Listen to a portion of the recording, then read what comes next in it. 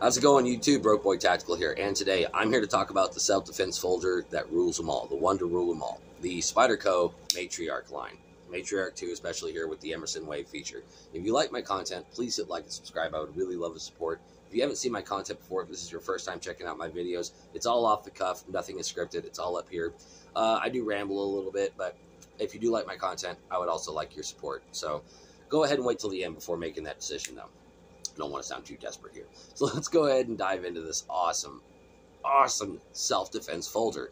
And I can't believe I'm actually saying that. I am a firm believer that self-defense and folder just don't really go together. I'm not saying it's not possible. It's just the last thing I want to worry about in a self-defense situation is a knife closing on my fingers. This knife, however, is designed in such a way where I really don't have to worry about that. If somebody were to ask me, like right off the bat, if you just want the short and the sweet and you just want to know, is this knife recommendable for the $121.45 you're going to pay for it at Blade HQ and pretty much across the market at all licensed retailers? Yes, I do. Highly recommendable. If you're looking for a edged weapon that fits in your pocket for self-defense, the Spyderco Matriarch 2. Whether you want the wave or you want it waveless, you can get it either way. The waveless version will run you about 110 bucks. I believe it's about $11 less than this knife. But I'm going to recommend you get the wave because it's awesome. You have a, let's talk about the materials real quick, because this is one of the major complaints about Spyderco is the price versus the materials. As I mentioned, this is $121.45. You are going to get basic bitch FRN scales. Nothing to write home about, except they kind of are something to write home about. Check this out. They have excellent traction. I mean, seriously, this material right here, I mean, seriously, this is very grippy. I'm not worried about this coming out of my hand. I'm not. It's very comfortable, and no matter what grip, if I choke up, you know, if I want to rest back here on the grip a little bit, if I want to get it in a reverse grip like a karambit style, I've got plenty of real estate for my thumb right here. I've got a lot of control. This is a very intuitive, very well-designed knife. If you've ever held a Spyderco Endura before, it has the exact same grip. It's very ergonomic. It's not the prettiest handle in the world, but it gets the job done. The blade, though, however, while being functional, I actually do think it's quite beautiful. I think this is, especially out of their Japanese line, one of their best-looking knives. But that aside, it has form and function. This thing was designed with a very specific task in mind, and that was defense. A law enforcement agency, Spyderco doesn't tell us which one, but a law enforcement agency reached out to Spyderco and told them that their undercover agents that work in narcotics teams needed a weapon when they couldn't carry firearms, and they wanted Spyderco to make them a knife. Excuse me. And Spyderco came out with the civilian, which, if you don't know what that is, it's this exact knife right here, except take off the wave right here. It's a waveless version. It'll have G10 scales. It'll be about a ½ inch longer in the blade and about a ½ inch longer in the scales, and it's a lockback VG10 steel just like this. Okay? This is just your EDC version. This is much more friendly to carry. Like I said, it's smaller. It carries in the pocket better. It has the wave feature. And I think that this knife right here, for civilian self-defense, like you, me, this is the folder. This is the folder. I know there is the cold steel black talon, but it is huge. It's even bigger than the civilian. It's quite large. It does have S35VN steel. It does have a knockoff wave feature, but the knockoff wave features do work. I had a cold steel AK-47. It had the knockoff wave feature. They do work. I will say that, but the serrations on that knife are going to be impossible for you to maintain on your own. You're going to have to send that knife to cold steel for it to be sharpened. I know it has the triad lock. It has a lot of stuff going for it, especially since it's the exact same price as this knife. In fact, it's $1.45 cheaper than this knife.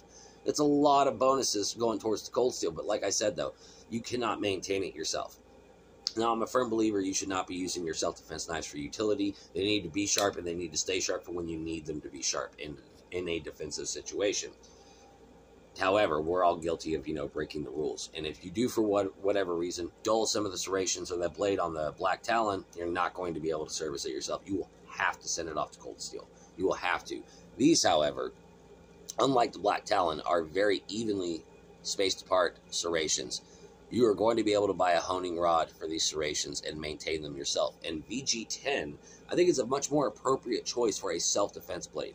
Look, I am not trying to be, a hater. Go check out my reviews. Most of my knives that I review are premium powdered steels, okay? For EDC, I like edge retention.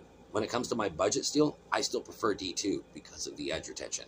I'm not saying that. However, for a knife that you're not or shouldn't be using for utility, edge retention really shouldn't be, you know, the highest, what's the word I'm looking for, qualification that your knife should have. Like, of course, you want it to have decent edge retention. You want it to be sharp. You want it to stay sharp.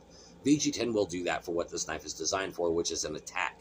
You laying down a few or quite a few superficial cuts or devastating traumatic cuts in the appropriate places, whatever have you, VG10 is going to do the job, and you're going to be able to take care of it. It has awesome corrosion resistance, and VG10 is quite tough as well.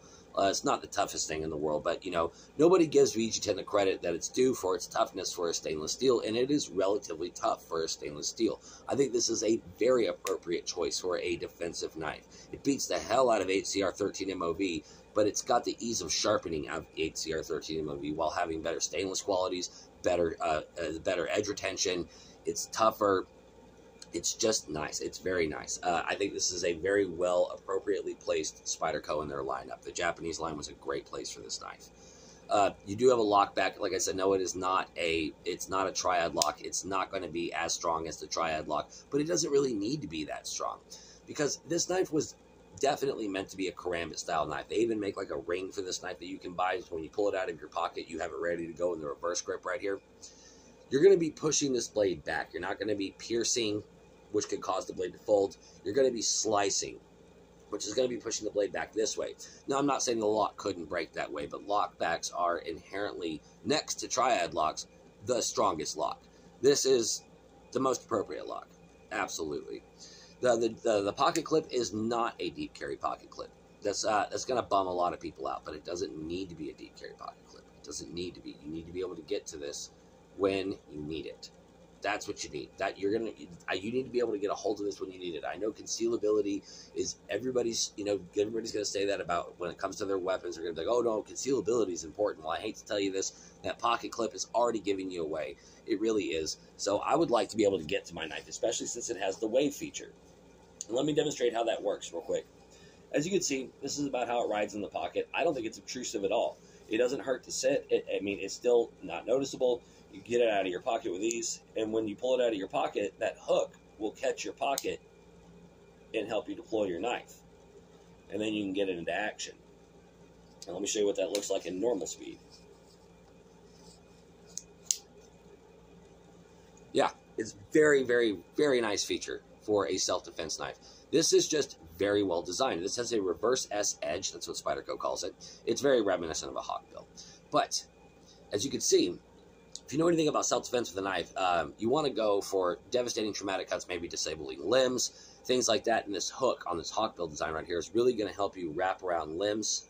It's going to nuzzle very nicely into the grooves of the arms, into joints, wrists, the neck, legs. Yeah, it's a very gruesome reality of self-defense with a knife, but this knife was designed to be used in untrained hands. That's what it says in the literature. They designed this knife with you in mind. And now, yes, this was for their undercover agents, but their undercover agents are probably not knife tacticians, you know, so they wanted something that was going to be effective in untrained, unskilled hands and in unwieldy situations. That's what the literature says, and I have to say that this design definitely is a home run. That hook right there, if you can get it, if you're tussling with somebody, you can get this out of your pocket and draw it along their neck. You know, this hook right here is going to take a superficial cut and make it, would be a superficial cut with a normal knife, and going to turn it into a traumatic cut. This is a very traumatic knife. This is going to create traumatic wound channels. Absolutely. If you do notice right here, the belly lines up perfectly with the hook on the hawkbill. I mean, just perfectly. So if you were to draw this across a limb, I mean, it's got very good cutting geometry, very good edge geometry. You do have a hollow grind. It's not a flat grind, but it's still very thin behind the edge. It's very, very, very sharp. Oh yeah, it's getting the hook here. See how sharp that is? Oh yeah, very nice. Right on the tip. Yeah, this whole knife is sharp. It's not just serrated. And it's still sharp. VG10, I'm telling you, VG10 is a very good mid-tier budget steel. I like VG10. Is it a little overpriced for the materials you're getting? Yes, if you're just looking at it from a materials versus price point standpoint, for $120, yeah, you could do better for just materials. But for a self-defense knife, no, I don't think so. I don't. This has got the patented wave opening feature. It's not some knockoff. The law enforcement agency that needed this knife reached out to Spyderco, not Cold Steel. I love Cold Steel, but that's just the harsh reality of the truth. They didn't reach out to Cold Steel to make this knife. They reached out to Spyderco. I want the legitimate article, and I'm going to recommend you get the legitimate article.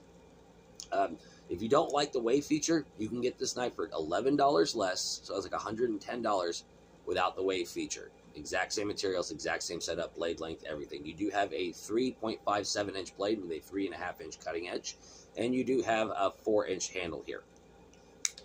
Very nice setup. Like I said, it's exactly the same as the Endura. It's just a wonderful setup. The action's great. You can Spidey flick it. You can thumb flick it. You can, casually open it. Doesn't really matter. It's completely ambidextrous because of the Spidey hole here. It's got a 4-way reversible pocket clip. You can carry it tip up, tip down. Doesn't matter.